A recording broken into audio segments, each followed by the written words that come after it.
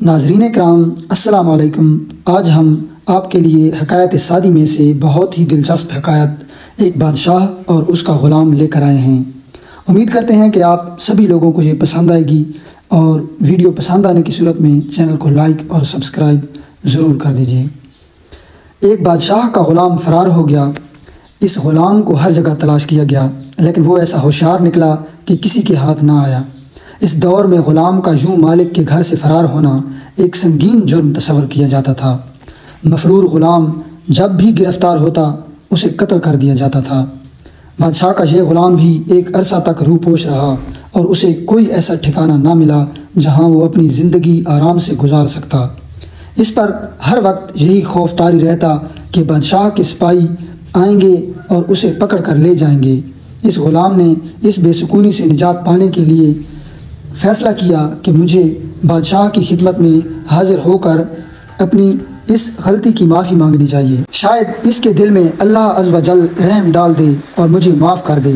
وہ غلام اس سوچ کے ساتھ بادشاہ کی خدمت میں حاضر ہوا اور نہایت عاجزی کے ساتھ اپنی اس گستاخی کی معافی مانگی۔ بادشاہ کو چونکہ اس غلام سے نفرت ہو چکی تھی، اس لیے اس نے اسے دیکھتے ہی حکم جاری کیا کہ اس کو قتل کر دیا جائے۔ جلاد نے اس غلام کو پکڑا اور قتل گاہ کی جانب لے کر چلا۔ اس غلام کی آنکھوں کے آگے قتل کا حکم سن کر اندھیرا چھا چکا تھا۔ اسے یقین تھا کہ چند لمحوں بعد اس کا سر قلم کر دیا جائے گا۔ اس غلام نے اپنے حواس کو قابو میں کیا اور بارگاہ الہی میں یوں دعا کی: اے اللہ، تو جانتا ہے کہ مجھے بے گناہ قتل کیا جا رہا ہے، اور بادشاہ کو اس کے گناہ کی سزا نہ دینا۔ میں اسے اپنا خون معاف کرتا ہوں کہ میں نے ایک عرصہ تک اس کا نمک کھایا ہے۔ جلاد اور بادشاہ کے مصاحبوں کے لیے یہ عجیب بات تھی، کیونکہ انہوں نے دیکھا تھا کہ جسے موت کی سزا دی جاتی تھی وہ بادشاہ کو برا بھلا کہتا تھا اور خوب گالیاں سناتا تھا۔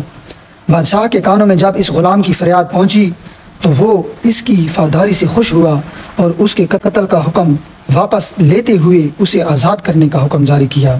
پھر بادشاہ نے اس غلام کو اپنے مصاحبوں میں شامل کر لیا اور خوب انعام و اکرام سے نوازا۔